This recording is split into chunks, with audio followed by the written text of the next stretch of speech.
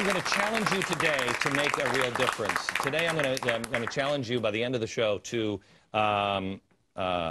make that change. It was better when Michael Jackson said that, wasn't it? Make that change, although he was a freak.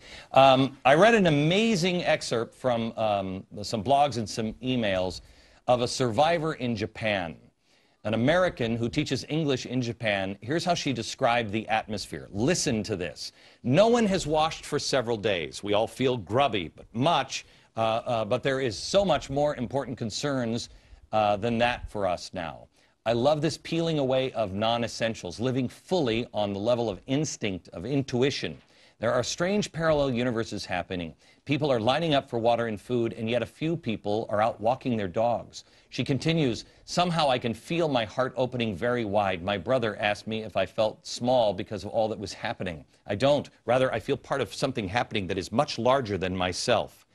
That is the spirit of Japan. She goes on to talk about how somebody, when people leave, they'll come back and people will have left food on their doorstep. I want to bring in a couple of guests. Michael Aslan, he is the Director of Japanese Studies at the American Enterprise Institute. He is the author of a new book, Pacific Cosmopolitans, Cultural History of U.S.-Japan Relations. And Norio Nishi, he is a Japanese national living in America. And Norio, please give the translation of your first name. I love this. Nori means man of order, harmony or order, and O means man. So maybe that's right there. And that's part of the thing about Japan that I don't think we really understand. It is order. Yes. Right? It comes from actually living under samurais for a long time. Exactly. Right? And I want to get to that history a little bit because of the problem with the government. That kind of changes things with the government. And you actually wrote an op-ed piece. Was it in today's Wall Street Journal? Today. Yeah. Today's Wall Street Journal that talks about look out because the government could do some things here. I think nefarious people can do some things to change a constitutional republic in a crisis this large. But I wanted to talk first about, because we have given, I think, what is it, 60, how many billions of, $64 billion, $1 million to the Red Cross in the first 6 days, and it was over 200 for Haiti. And I don't want to talk about why that might be happening. I want to talk about different ways that we can help so we don't lose ourselves. You had a great suggestion about the troops. Yeah, I thought there was possible for people to actually try to contribute to our troops who are working round the clock. You know, they're working 24/7 since this thing hit, bringing in supplies. They're on the ground with their Japanese counterparts trying to clear out and do rescue missions. And we can always support them. We can reach out to the USO. We can reach out by sending care packages. There's lots of different ways, I think, to let them know we understand they're part of this. And without them, I think this would be a much harder operation. We've delivered hundreds of tons of supplies already, and so I think we could help our troops in that way. Real quick, I don't want to dwell on this, but I do want to ask each of you, do you think there's a reason why? I've heard, well, it's because we think Japan is a rich nation. Do you think? Well, I think that's partly that's true. You know, when it comes to third world, right, we have to. Right. But you know, when it comes to Japan, it's almost like an economic competitor, or sometimes some part of the industry was. But there's competitors. I mean, maybe it's just we live in a business world now where you have to destroy the other. There's competitors, and then there's competitors that make you better. There's friends that are competitors. Do you have any thought on why this is happening? I think people have been just overwhelmed by the scale, and they're slowly beginning to, you know, if you go on the web now, you can click at different sites. And I think that people will give a lot, but I think that Nori's probably right. We look at Japan and we think, you know what, they have a lot of what they need, and it's coming in from other parts of the country, but I think everyone feels they want to help. Okay. On the bottom of your screen, all throughout this program, we'll show you how you can help, and I'm going to make a challenge to you by the end of the program. Back in just a second.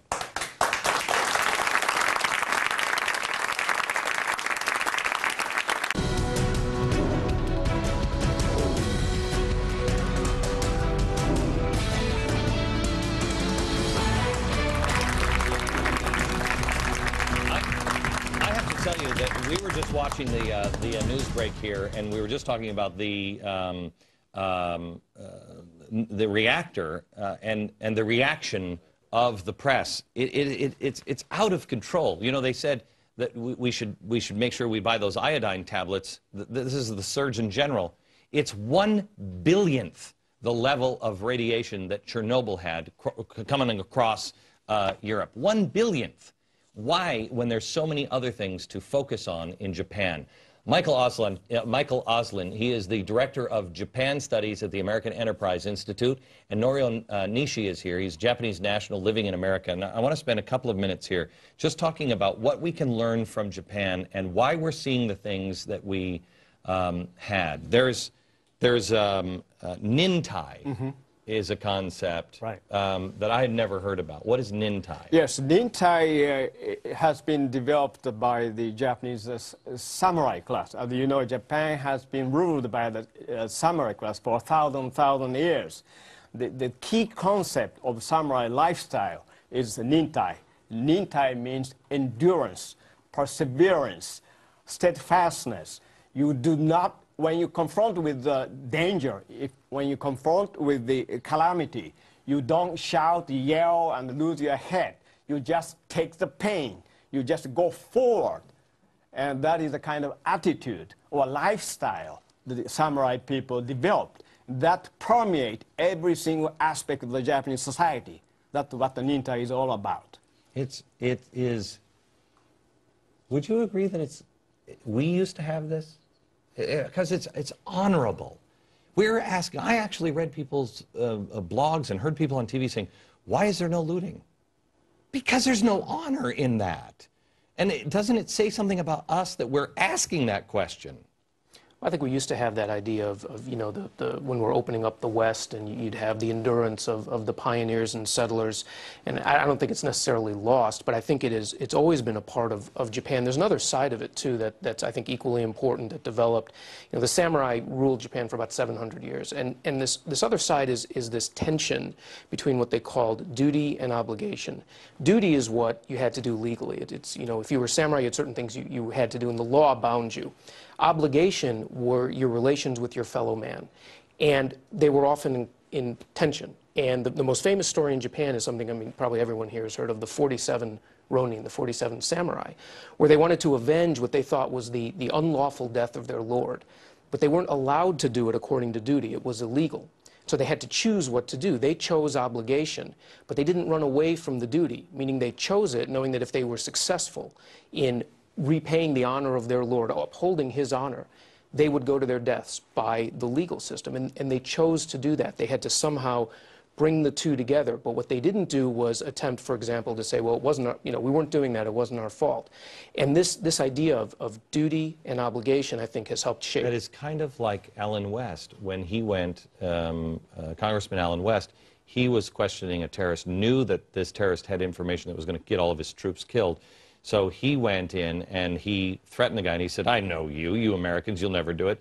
He fired a shot right by the guy's head, scared him to death, knew that it was wrong, and got the information, and then went right directly to his commanding officer, put his gun down and said, what I did was wrong, I did it, and I'd do it again, but I want you to know. That's the duty and the honor. Do you... We've changed. I walked out. Were you here yesterday for St. Patrick's Day? No. Yes. Were you guys here yesterday for Saturday? Yes. Have you seen things on the streets yesterday from like 18, 19-year-olds that you've never seen before? I mean, it was like a porn show, some of it, wasn't it? I mean, it was amazing. It was amazing. And I'm walking down the streets, and I'm seeing this after I've been all day looking at Japan and everything else, and I couldn't believe the difference. Can we get there? You know, Glenn, you asked about, you know, why do Japanese act this way? And New York's really crowded. But in Japan, you've got 125 million people. They're living in a country the size of Montana. but they can only live in 20% of Montana because the rest of the country is too mountainous and forested. So throughout history, they've been packed together. They know that you cannot simply have license to act as you want, that there are rules that will make living much more civilized. That doesn't happen in New York. There's also something else. Yeah, something I would say, the culture of haji, which means shame. You know, universally, everybody knows stealing or looting is wrong thing. But if you commit such a crime, in Japan, you are not only responsible to what you did, but your ancestors, your descendants, your relatives, your children, their names are stained. Yeah. And the shame, this of losing face. That is the problem. I saw no shame yesterday. No shame. Let me ask you this. Tell me the number of, compare the number of attorneys, because I think this is big, a number of attorneys in Japan. Well, let me tell you, I'm nothing against attorneys or lawyers. No. Okay. Some restrictions do apply. But I understand some reports indicate that the U.S. has 30 times more lawyers than Japan has per capita here. So, but lawyer or court of law assume that everybody thinks that I'm right, you are wrong. So they are the battleground here. You know, in other words, you are just talking about your own self-interest, you know, self-gratification, and the other guy feels the same way. But the concept of shame, or even another concept, which is called omoyari. Hold on just a second. We have to take a break. Back in a second.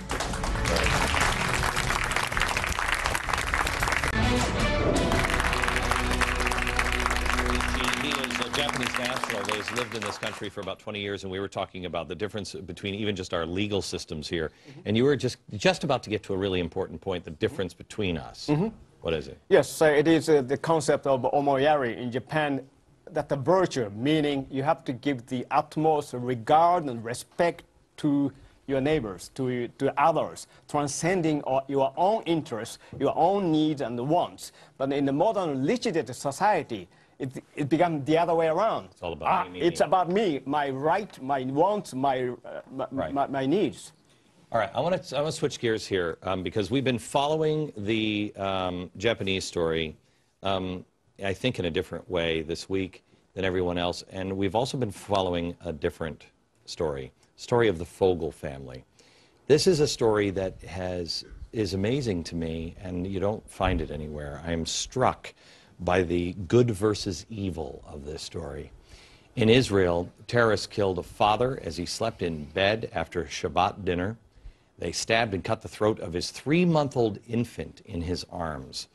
The daughter, who was lying next to him in bed, his wife, was brutally murdered as she exited the bathroom and she put up a fight.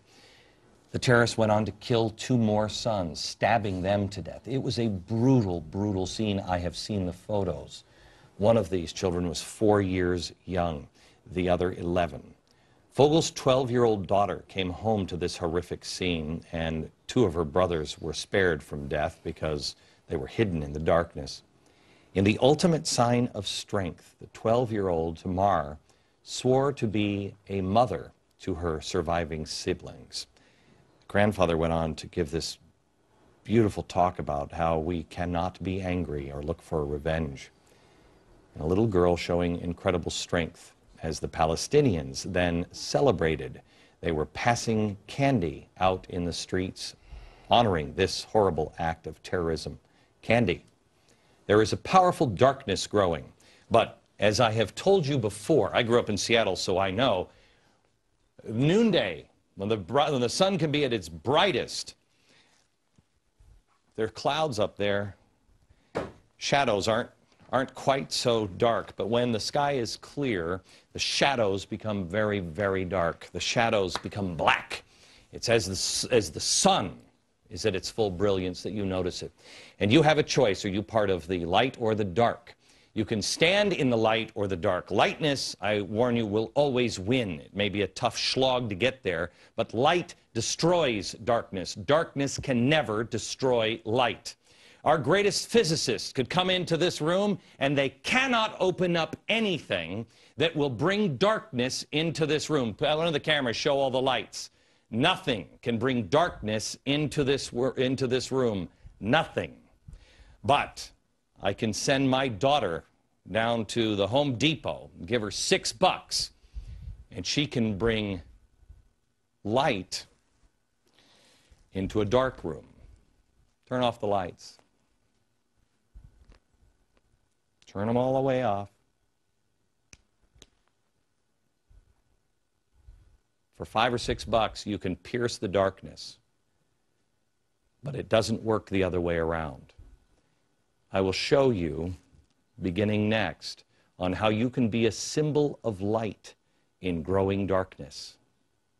Next.